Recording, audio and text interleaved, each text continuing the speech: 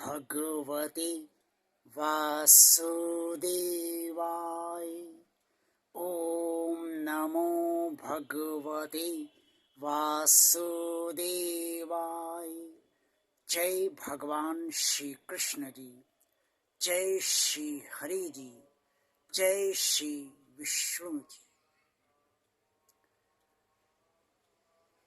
भगवान श्री कृष्ण जी ने श्रीमद् भगवद गीता में भगवान तक पहुंचने का मार्ग प्रशस्त करते हुए अर्जुन से ये कहा कि मेरा ही भक्त होना और मेरे ही परायण होना। जो भगवान का भक्त होता है वो सदा भगवान के प्रति ही आश्रित रहता है, भगवान के ही अधीन स्वयं को समझता है और भगवान के प्रति ही सदा समर्पित रहता है। यही भगवान के प्रति परायण रहने का या परायण होने का तात्पर्य है। मेरा ही भक्त होना का मतलब ये है कि आप जिसकी भी भक्ति करते हैं, हो सकता है आपको भगवान श्री कृष्ण जी में उतनी आस्था, भगवान विष्णु जी में उतनी आस्था ना हो जितनी आपकी अन्य ईश्वरी किसी स्वरूप से है। हो सकता है भगवान शिव जी में हो, भगवान शंकर जी में हो, प्रभु श्री राम में हो। हालांकि प्रभु श्री राम और भगवान कृष्ण में कोई अंतर नहीं है, दोनों एक ही हैं। लेकिन या माता दुर्गा जी में हो, जिसमें भी आपकी आस्था है, आप उसकी भक्ति करें और उसी के भक्त रहें। श्रीमद् भगवद गीता भगवान तक पहुंचने का पथ प्रशस्त करता है। अब भक्ति कैसे की जाए?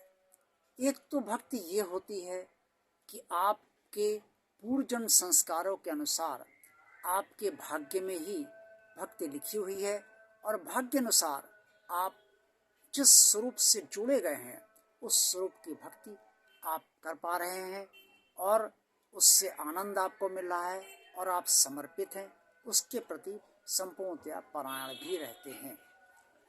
और दूसरी स्थिति ये है कि आपको भक्ति प्राप्त नहीं है पूर्वजन्म के संस्कारों के अनुसार, आपके भाग्य के अनुसार, लेकिन आप सुनते सुनते, मंदिर जाते जाते, लोगों के कहने के अनुसार आपको अच्छा लगता है कि भगवान के पास बैठें और भगवान की भक्ति करें, तो आप भक्ति करने लगते हैं। लेकिन मन आपका उस तरीके से नहीं लगता है जिस तरीके से भक्त का मन अपने भगवान में लगता है। तो इसके लिए जिस तरह से भी मन आपका लगता है उस साधन से आप मन लगाने का प्रयास भगवान से कीजिए। आपका मन अगर भजन सुनने में लगता है तो आप अपने भगवान का भजन गाइए, सुनिए। इससे आपका मन रमण करेगा भगवान में और आपको भगवान की भक्ति इस तरीके से भजन गाकर आप कर सकते हैं। या मंत्रोच्चार में आपका मन लगता है, या आप आरती गाने में आपका मन लगता है, या जिस तरीके से भी मन आपका लगता है, या मंदिर जाकर आप श्रद्धा से सर झुकाते हैं तो आपका मन लगता है, तो ये भी एक भक्ति के अंतर्गत ये सब आता ही है। इससे परेशान ना हो। अगर पूर्वजन्म के संस्कार के अनुसार आपको भक्ति प्राप्त नहीं हुई है तो इस तरह भी आप भगवान के भक्त अवश्य बनिए और बन सकते हैं।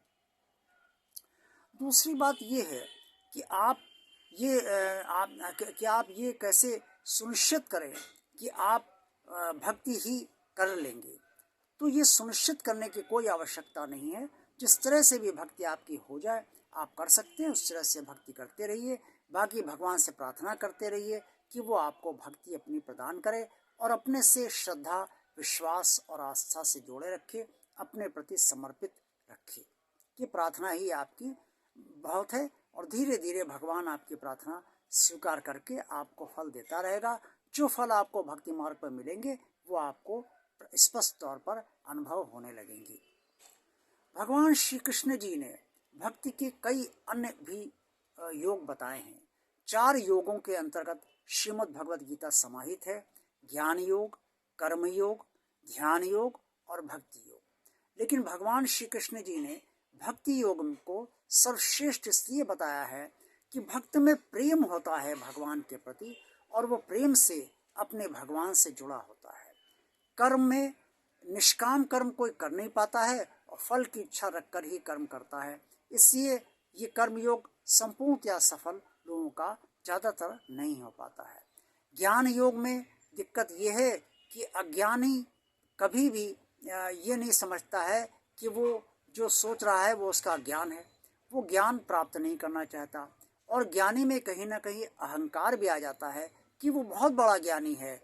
क्योंकि और वास्तव में ये सच ये है कि सबसे बड़ा ज्ञानी वही होता है जो अपने को ज्ञानी समझता है। इसलिए ज्ञान मार्ग भी संपूर्ण नहीं माना जा सकता है।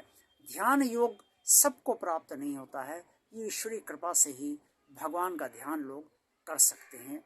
इसलिए भक्ति मार्ग सरल इसलिए है क्योंकि अगर आप प्रेम भगवान से करने लगते हैं तो आपको भक्ति भगवान की प्राप्त होती है, भगवान का आशीर्वाद प्राप्त होता है, भगवान आपके साथ रहने लगता है और आप साथ भगवान के रहने लगते हैं। ये सब प्रेम से संभव होता है, और भगवान को प्रेम जितना पसंद है उतना तो कर्म भी पसंद नहीं है, उतना ज्ञान भी पसंद नहीं है, उतना ध्यान भी पसंद नहीं है।